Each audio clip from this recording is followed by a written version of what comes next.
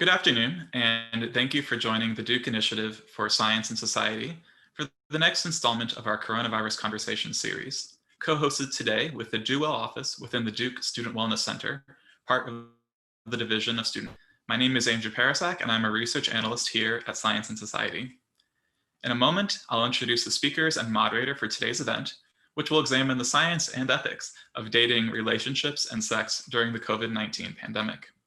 After the event, I invite you to visit the Science and Society website, scienceandsociety.duke.edu, to learn about our upcoming coronavirus conversations.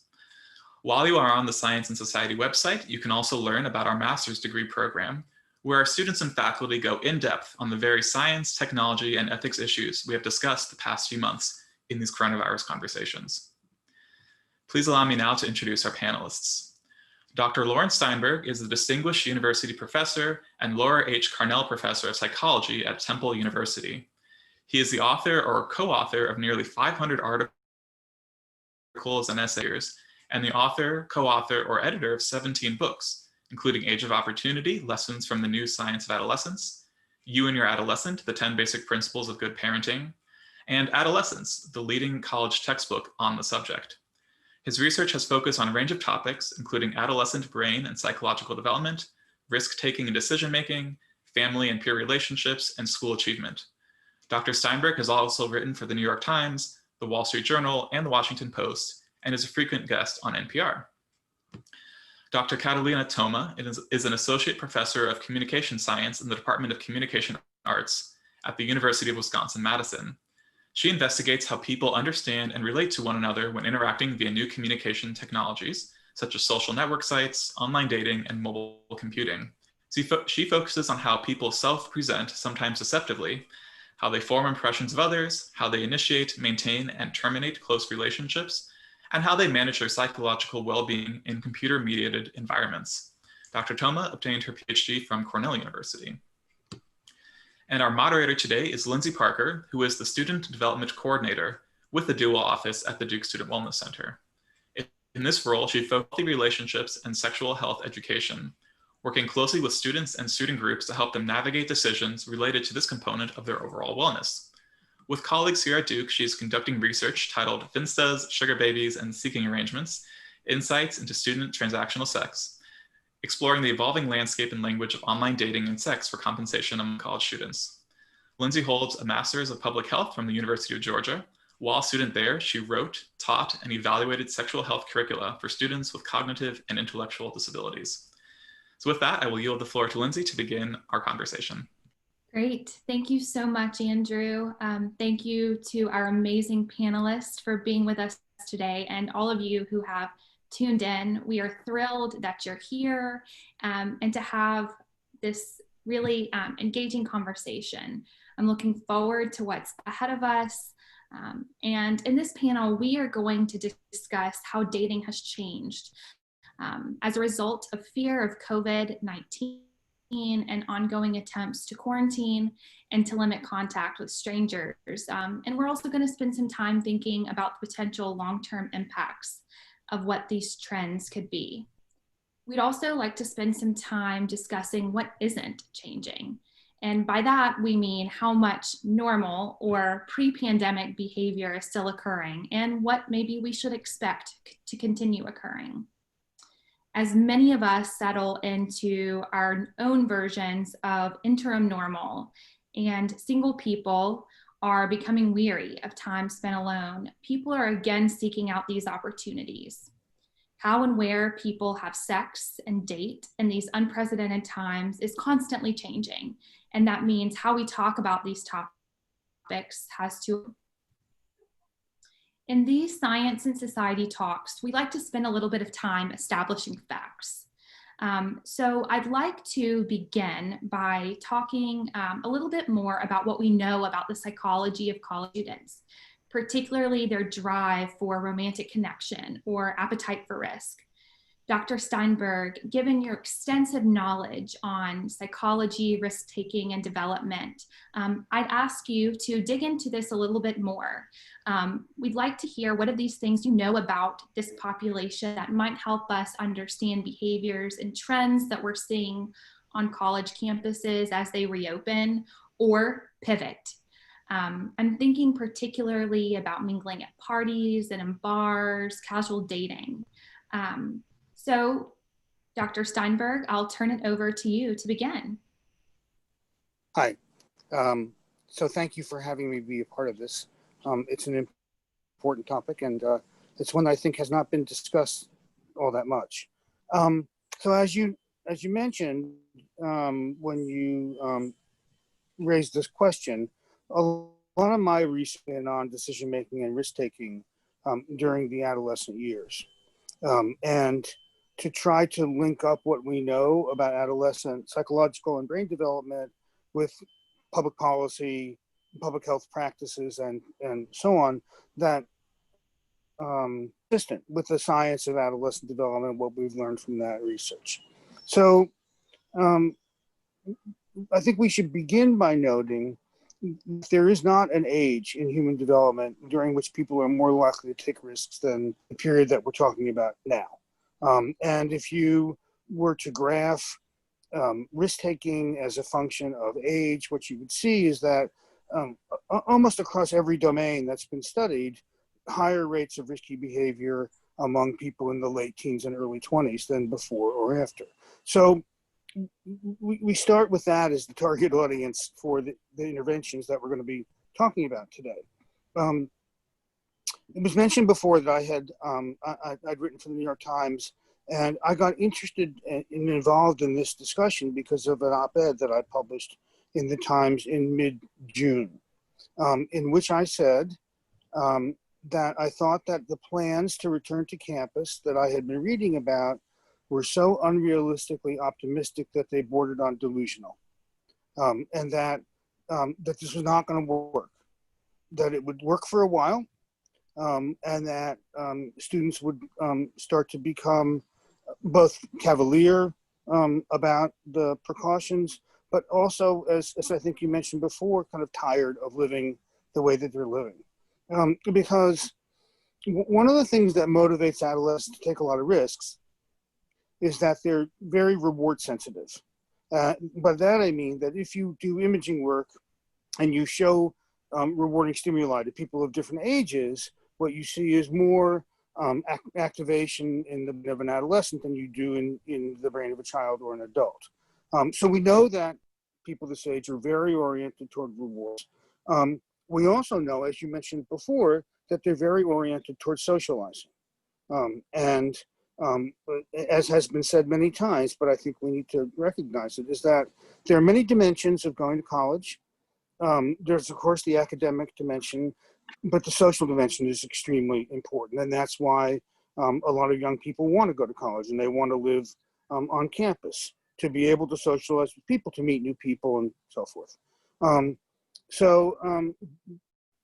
Out of those givens, it seemed to me that it was going to be very, very hard for people this age to resist the temptation to get together with students and to socialize. I mean, we can talk about the differences of socializing in platonic friendships versus the risks of socializing in romantic relationships, and I think we should.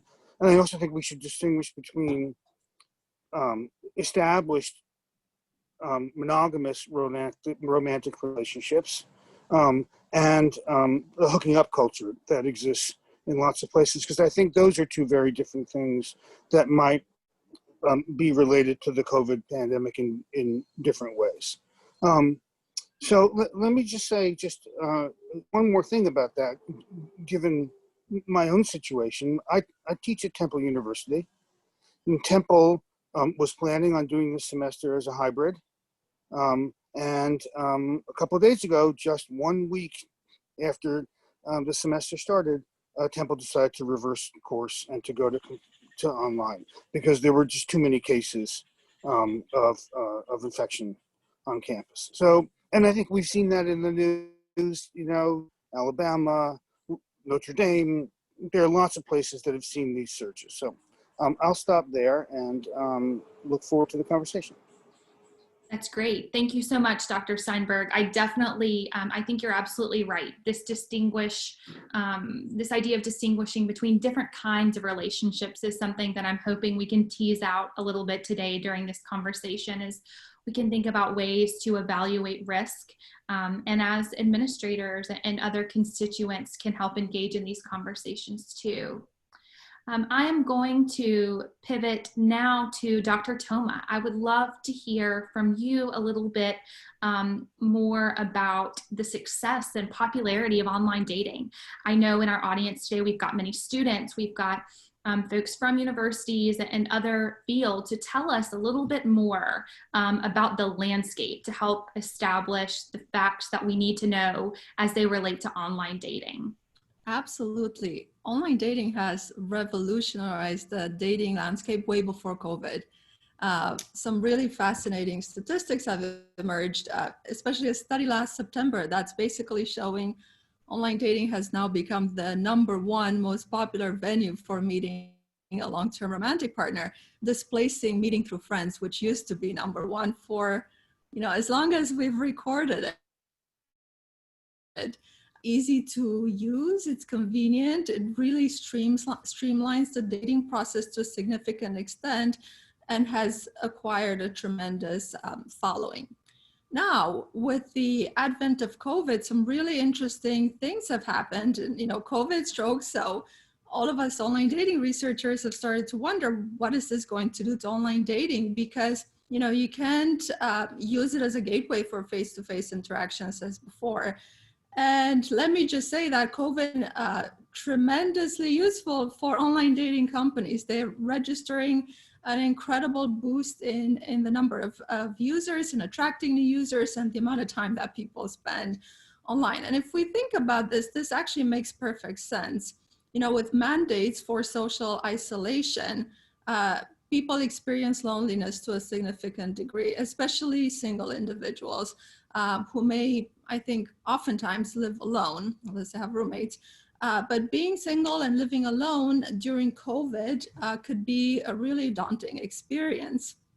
So the need for social connection and social engaging is especially potent. So people are turning to online dating in tremendous numbers now to fill in that void. Interesting to see how exactly these folks are using online dating portals. And even before COVID, it's important to realize that people have a variety of motivations for using online dating. The most obvious of them, of course, is to find a romantic partner. And this could be either a long-term partner or a short-term partner or a hookup, as we've talked about before. Another motivation could be to socialize, to find friends, and we're seeing a surge in that now during the times of COVID. But other, less obvious motivations might be to get an ego boost, right? Sometimes people are not happy in their relationships. And this is something else we might be able to talk about today. But COVID has been incredibly difficult on people in relationships, a very stressful time, and has led to a lot of documented divorces and relational strife.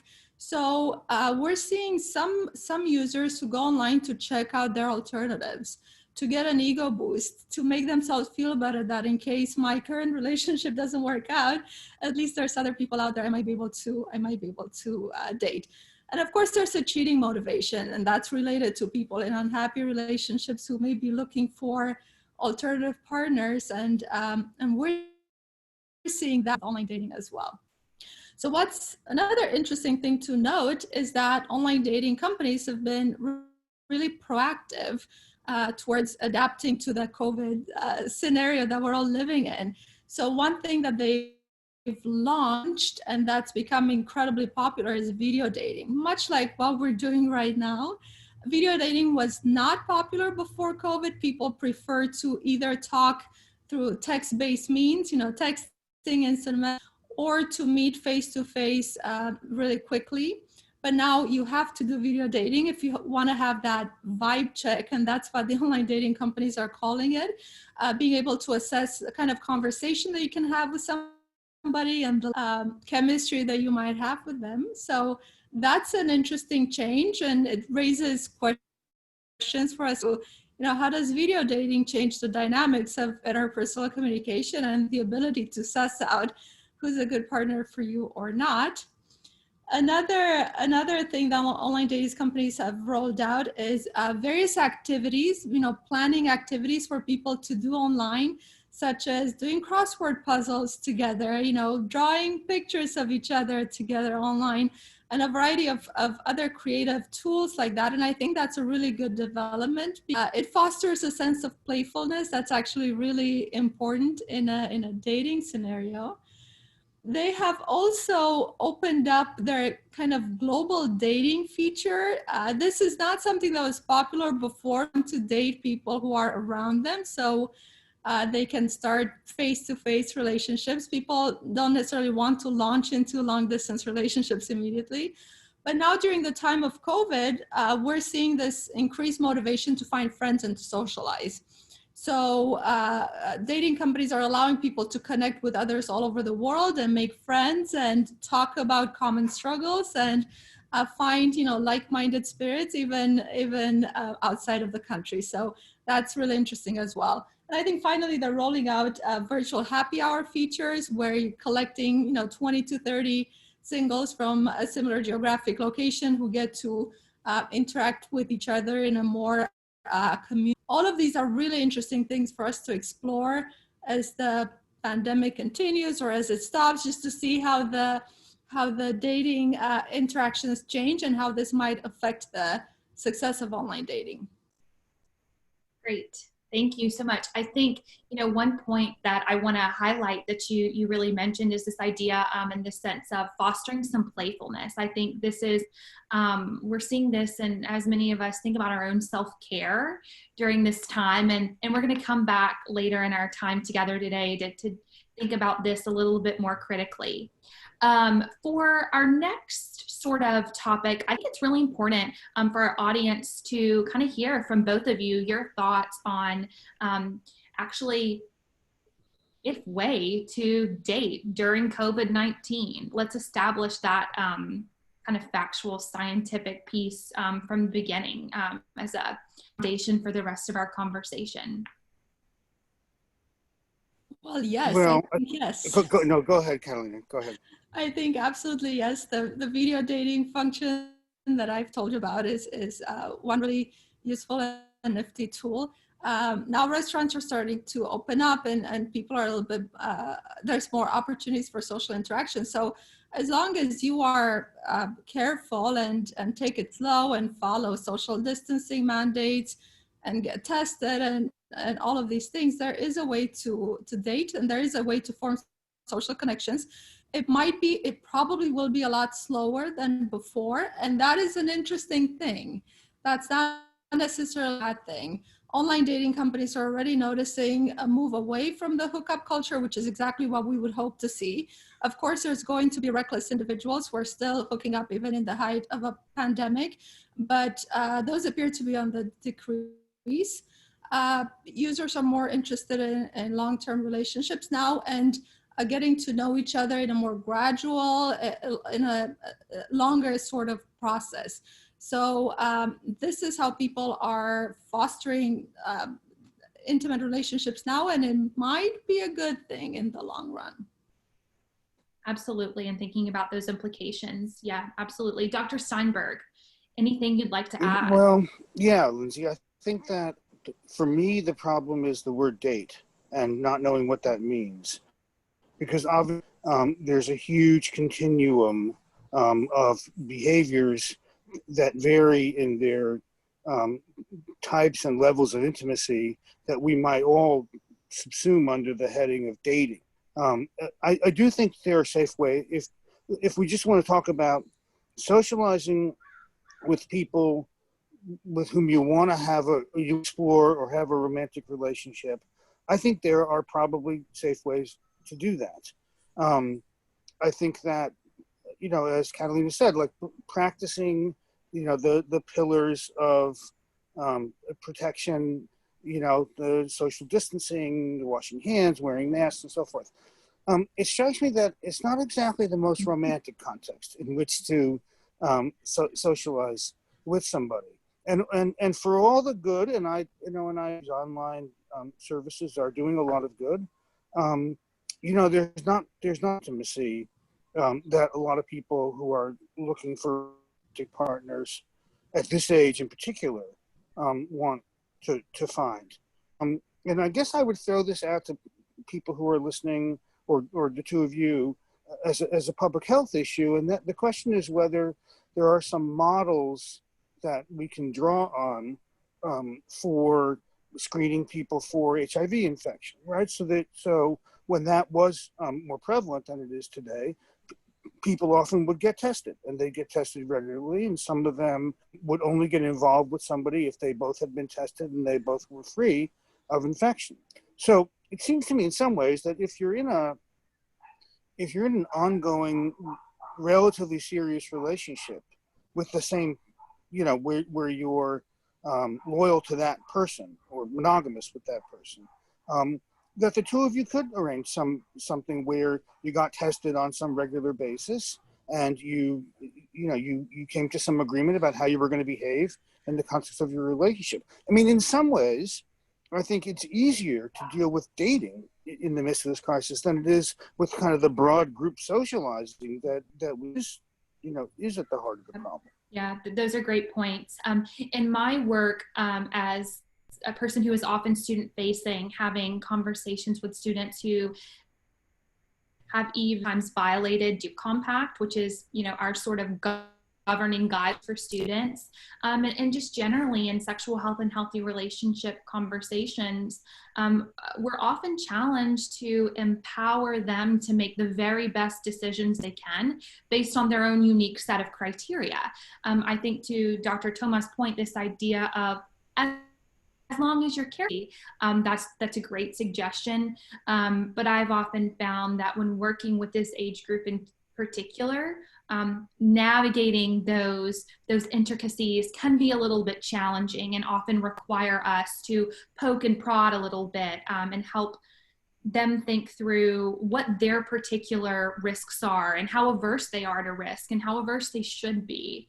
So I think this is an interesting tie back too, as well, to the work that you do individually. I think there's this connection that I just really want to highlight, which is that you spent time thinking about how capable it might be of evaluating and assessing these risks that often show up in an online space that you think about predominantly, Catalina. So hopefully when we transition a little bit to our conversation about the policy and the ethics, we can talk about that a little bit more. Can I just interject one tiny point here? Sure. Because I think there's some misconceptions about this. Yeah. In most social psychological research and developmental research about risk taking and so on, what we know is that there's a big gap between what people know and how they behave. Sure. And so I think that this model of like educating people about how to be safe and so forth, that's fine. But we know that when that sexual train leaves the station, people forget a lot of what they've been taught and a lot of what they know. And we know this from studies that ask people, did you use a condom the last time you had sex and so forth. And even though 95% of students in America get some kind of education that says, you should use condoms. So I think we should keep in mind, I think when we get to the policy part, let's talk a little bit about what steps beyond knowledge improvement could be implemented to make things thinking safer. About this behavior change piece. Absolutely. One final piece before we transition to thinking about policy, to hear just a little bit more from you on this subject of safety and mitigating risk as it pertains to online dating, thinking about how people portray themselves in online spaces, thinking about things like deception and just impressions that they're giving other people and how people react to those impressions. This is a great question, and it's been a topic of great interest ever since we've had online dating. It started off with a stigma that it was going to be very deceptive and intrinsically unsafe. And the reason for the stigma is because with online dating profiles, you get to interact with one another. kind of in a disembodied fashion without your physical self.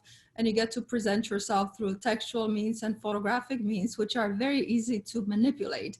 It doesn't take a lot to post a photograph of somebody else, to doctor a photograph, to choose a particularly flattering photograph, to verbally state that you're different, better, more interesting than you actually are. So because of the ease of implementing deception, there's been a lot of concern that online daters will be more deceptive than face-to-face daters, or that deception was going to be a huge problem with online dating. And it's really interesting to me that those beliefs persist to this day.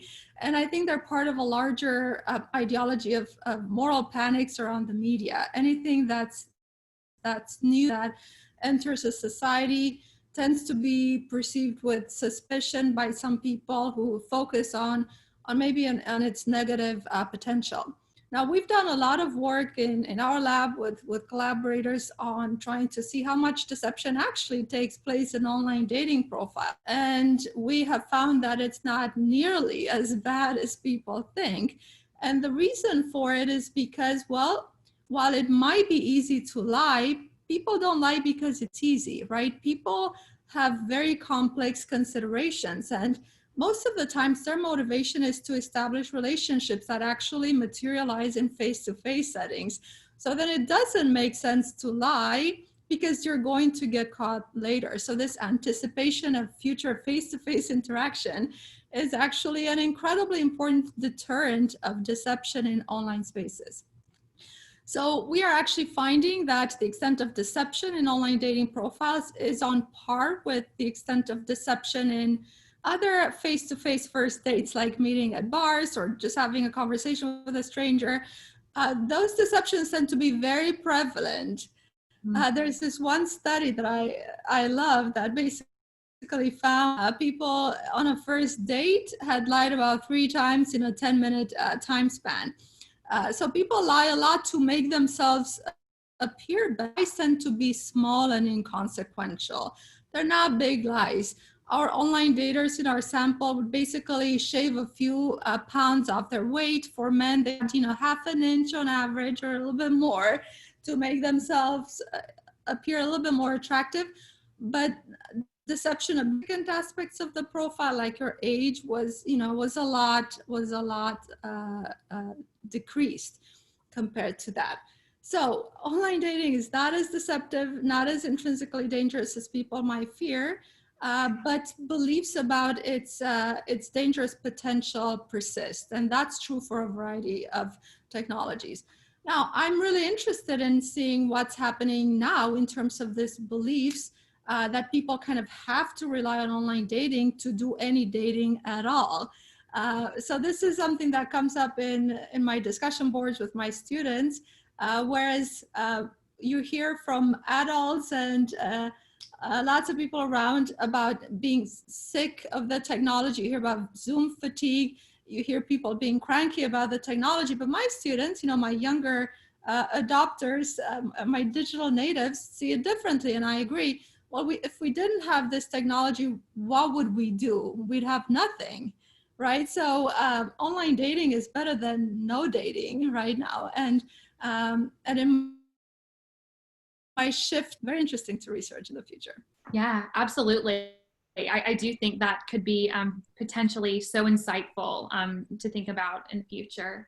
I think it's great that the tide has turned from this ridiculous demonization of social media that has characterized the last several years of discussion to now saying that everybody's being saved because of social. And who would have thought, a year ago, that people would be saying that maybe it's a good thing that today's young people are so capable and willing to use social media. Absolutely. And I definitely think most groups, especially groups like universities, are leveraging this and using it to their benefit. And that's not always been the case. Absolutely. Great points. Now that we've spent a little bit of time building on some facts, I want to build on these facts and turn to some of our key ethics questions related to dating, relationships, and sex.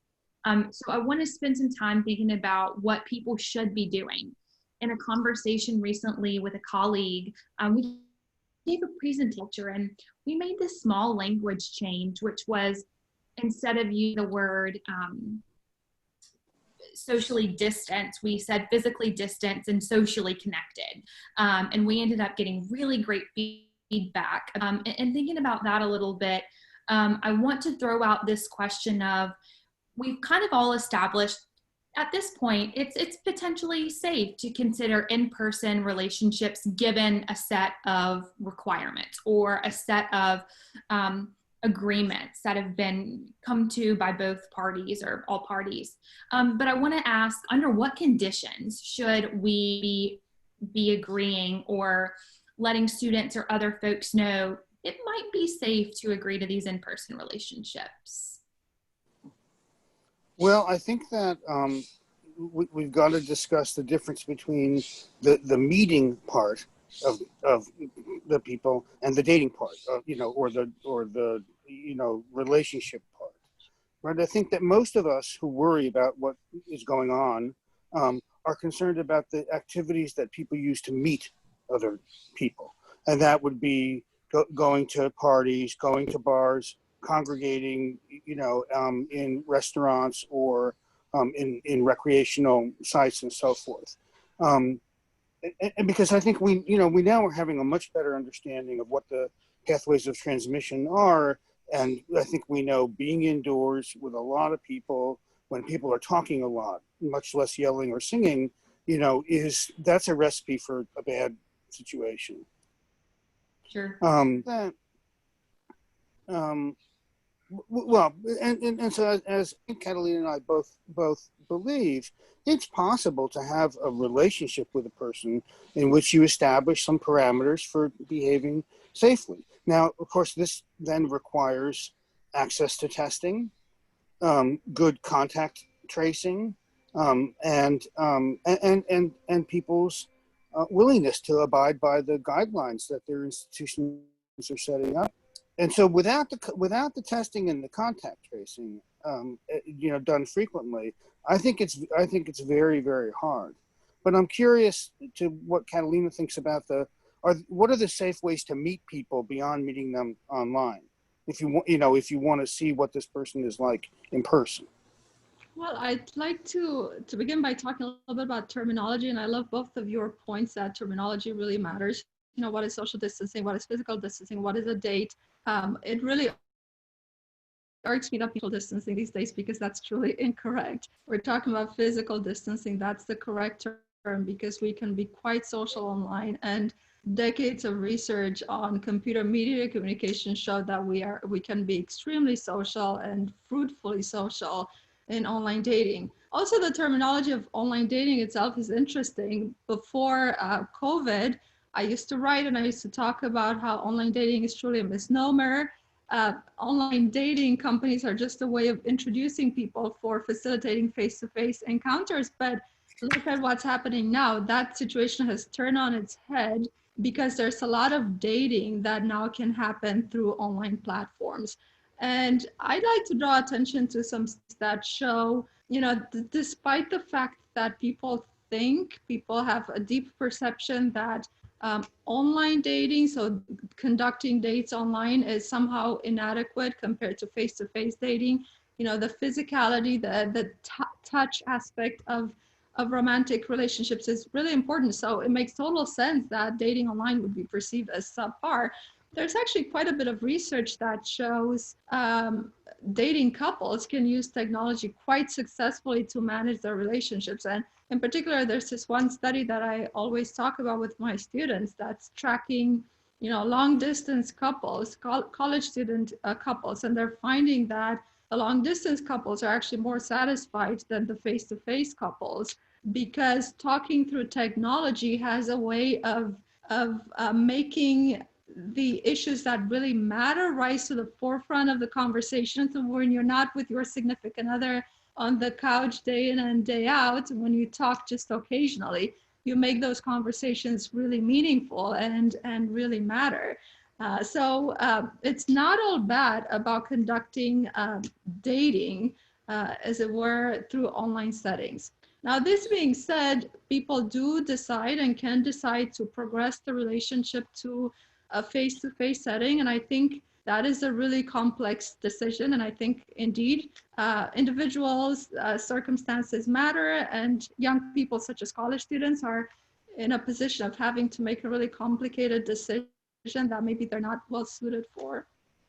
So it is complex, but general good behavior can be upheld, such as testing frequently, on campus. Most campuses, I think, have access to testing in a quite easy manner. Initially, maintaining physical distancing, I should say, 6 feet of separation, having conversations about who's in your circle, who are you interacting with, what's the side of the circle, and does it feel safe for us to maybe commingle our circles? Yeah, these are some of the tools that people have at their disposal now, and maybe they're forced in a way to discuss the relationship in greater depth and their interest in each other and attraction towards each other in a more straightforward and clear way, maybe even issues of monogamy at a maybe earlier stage of the relationship than they would have otherwise, in order to be able to make these decisions, as in, is it safe for us to be physically together? Right.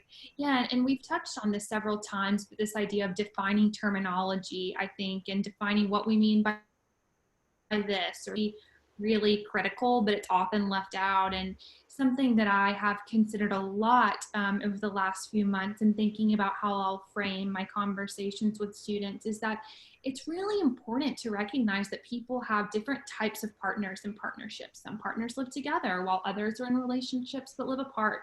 You touched on that, Catalina. And some have casual partners, some have new partners. And it's, again, thinking about accounting for determining what level of risk protects you, your partner, but also keeps public health closely in mind. I often feel or have students who are really pressing me for some concrete suggestions about what they can do to practice safety. So I think it's worth mentioning that, consider physically distancing, but in person and with a mask on. That's a great way to see people if you've established this connection online, but want to take it to a next level. Perhaps, and I've heard a lot about quarantining for a period of time and getting tested with the understanding this is only a moment in time, but we'll reevaluate. I've also heard it's about avoiding kissing, an activity that typically includes the use of the mouth or the tongue if you haven't safeguarded in some of these ways. So it's quite robust, and no conversation with people about this topic is the same. If I may make an addition, oftentimes maybe you hear from purists, those people who are very strict adherence to physical distancing and absolutely do not let anybody. You see them being judgy for people who are maybe not so purist about it. And I would like to point out just how important social relationships and romantic relationships are to people's well-being, and what a tremendous cost loneliness can be, especially in a situation where you live by yourself and do not have opportunities for regular social interaction. I can totally see how that experience would make a person try to balance the risk of contracting COVID with the risk of extended and really painful loneliness. So it makes sense for me that there could be a trade-off, and people might decide to engage in what others might perceive as somewhat risky behavior. And that's a great point. And I think that so my concern has been the leakage, that occurs in safe practices over time, right? So you're talking kind of metaphorically about a seesaw, right? Where there's the risk side of it and there's the loneliness side of it. And as the loneliness, I think, particularly at this age, when people are so social inherently, they're looking for sexual partners, maybe even romantic mates, that as that goes on longer and longer, I think people are going to start saying, I'm going to raise my tolerance for risk here, as a way of dealing with that. And I think maybe, you know, you guys can draw a line between how far you can go and satisfy some of those needs for social connection and for physical contact. I mean, that's another whole issue here. And you know, and what's too far, like what's over the line in terms of what we know about safety. And I was going to ask whether, Lindsay, to your knowledge, if colleges, you know, and universities around the country are developing guidelines and protocols and information that are specifically about sexual and romantic relationships and not just generally about socializing and distancing. I think we're getting there. I can mostly speak to my work at Duke, which, you know, one challenge has been this harm reduction model that we use. It's so important. Right? We know that students are going to have sex. We need to equip them with the things that they need to do that safely. Things like making sure they have safe supplies available on campus, those things. But when we're communication online, it's this very delicate balance and dance of, we also know we've got the Duke Compact, which prohibits some of these things, not wearing a mask, having folks in a room maybe for any time. And so I'm hopeful as this semester kind of continues. We've got some really robust surveying going on campus, an awesome contacting tracing team. I'm hoping language, we can build on this programming and education that we're giving to students and incorporate this more and more. As a public health person, I tend to feel, you know, it's risky to talk about this. It feels a little scary. And yeah, so to answer that question, I think we're getting there. I think we're easing into it, and having conversations like this, I think, does empower so many health and student affairs professionals to get out there and have these conversations with students. Dr. Steinberg, I want to ask you one more question. Dr. Tama and I were talking, and you as well, about this idea of talking through these tough conversations, and I just mentioned tough conversations. Can you tell us a little bit more about college students' ability to moderate their behavior and how they might go about doing this? Sure. So in our lab, we've been for quite some time studying not just risk-taking during adolescence or comparing adolescents and adults, but looking at the conditions that might moderate risk tolerance and risk aversion at this age. And there's, you know, there's a couple of things. I think they're all kind of commonsensical, but maybe we should just say them for the sake of putting them out there. Alcohol, you know, is a big part of this discussion. It hasn't been mentioned, but we know that is going to weaken people's abilities to control their impulses, and it's going to do things. So when you're under the influence of alcohol or some other recreational drug, it's activating your brain's reward centers in ways that make you want to keep being rewarded. And social rewards are very big at this age. And so I think if you're gonna have group gatherings or parties where there's alcohol involved, you know, it's going to be very, very difficult, I think, for people to stay safe. I think that you know, when people are emotionally aroused, they also are more likely to take a lot of, and that arousal can come from being very sad or angry or depressed, but it can also come from being very exuberant and happy.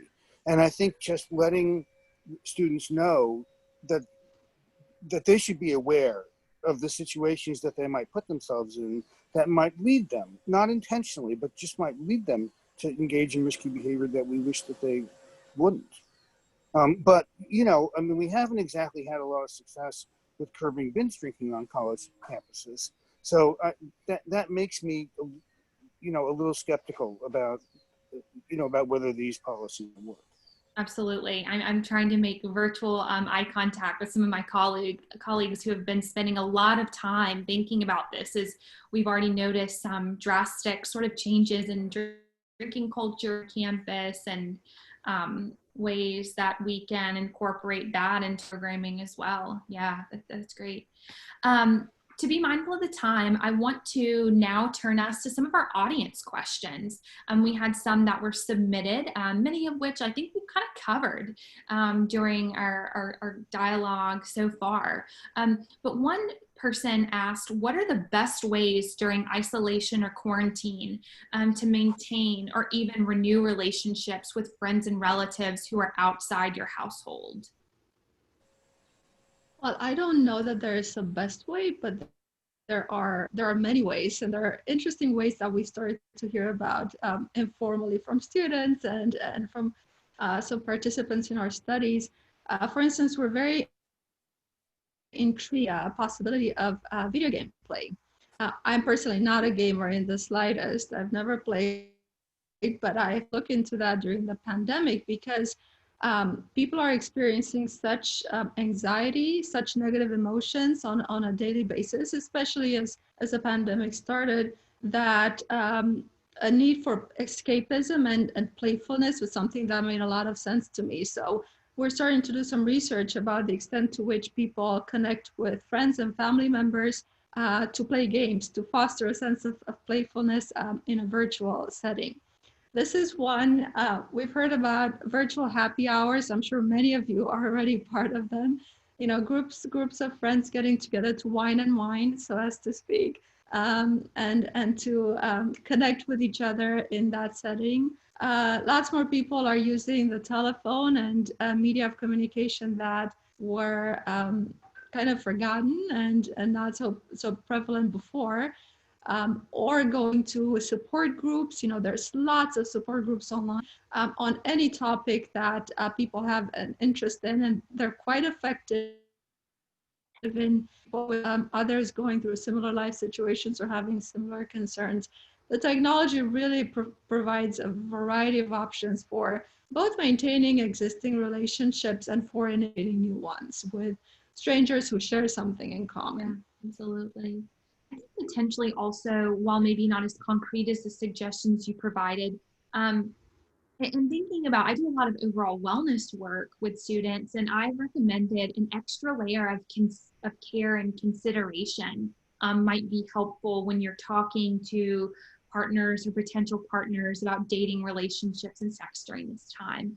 So many of us are already kind of at our emotional capacity to really handle a lot more, and just going that extra step to check in, to call, to send an email can go a long way, and I think that's worth mentioning.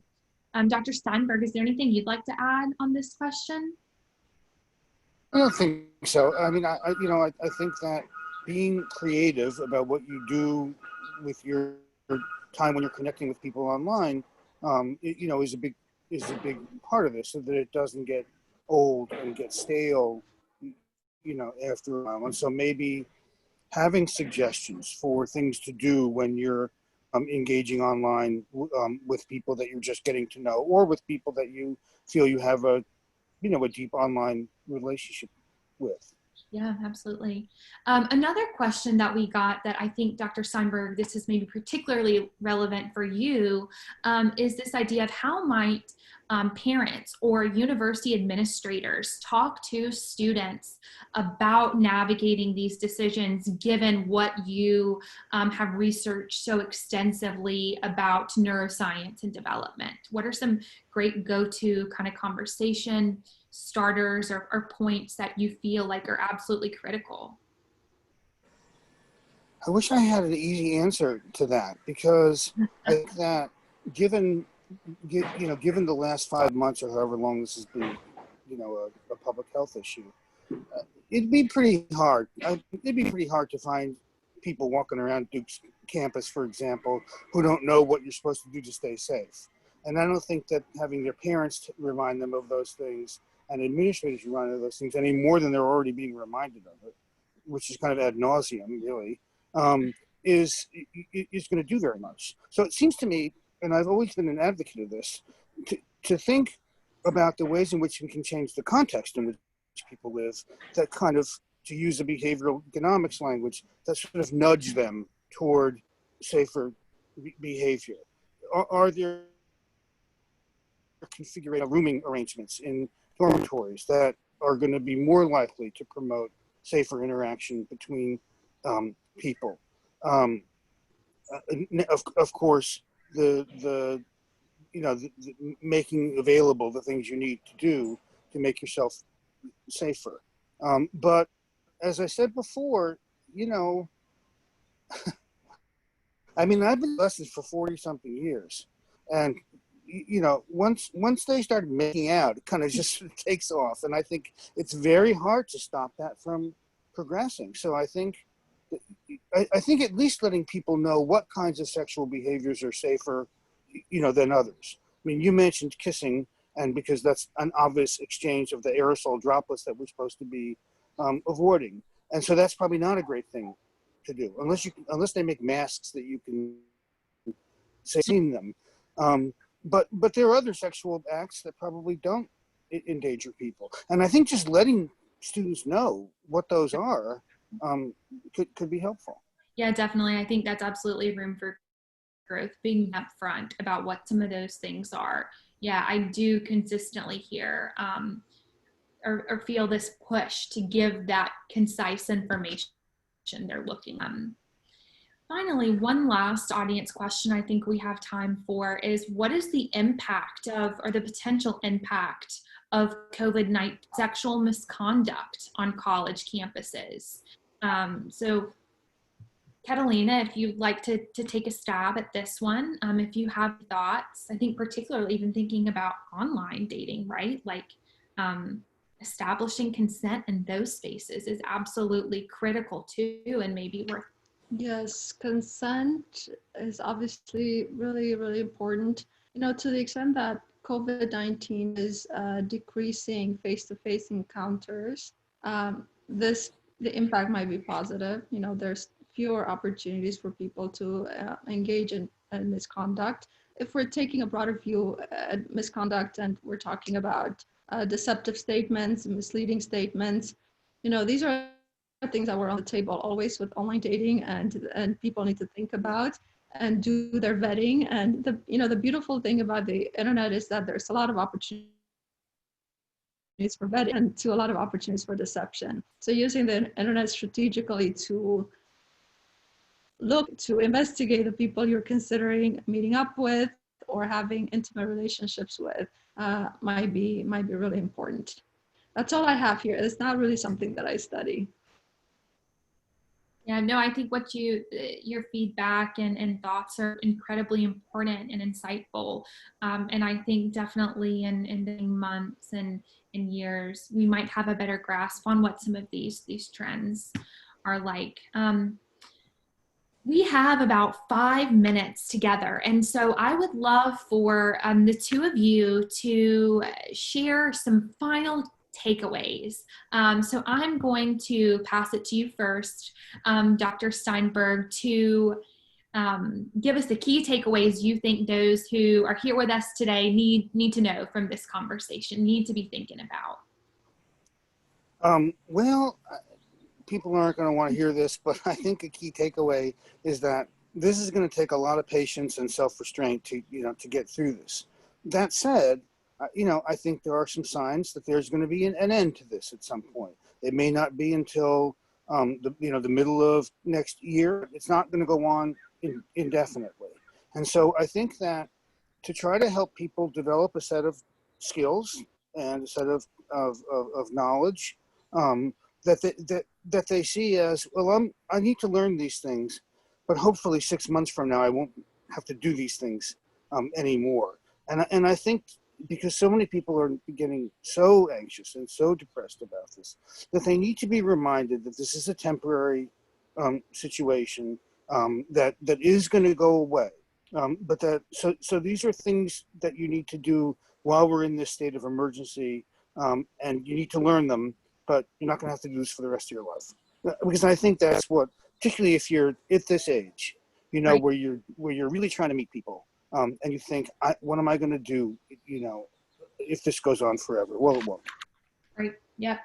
And I think you just did a nice job of summarizing this idea of, we don't want to make a broad blanket statement in condemnation of young adults, but there are some things that they absolutely, yeah. And then finally, I'll kick it to you, Catalina, to tell us what you want our audience to take away and your sense of final takeaways. Yeah, I guess important takeaway for me is to realize that social relationships, romantic relationships are really fundamental well-being. So in a situation where we're deprived of them because of physical distancing and social isolation, it makes perfect sense for us to experience a variety of negative emotions like loneliness and depression and a variety of challenges associated with that.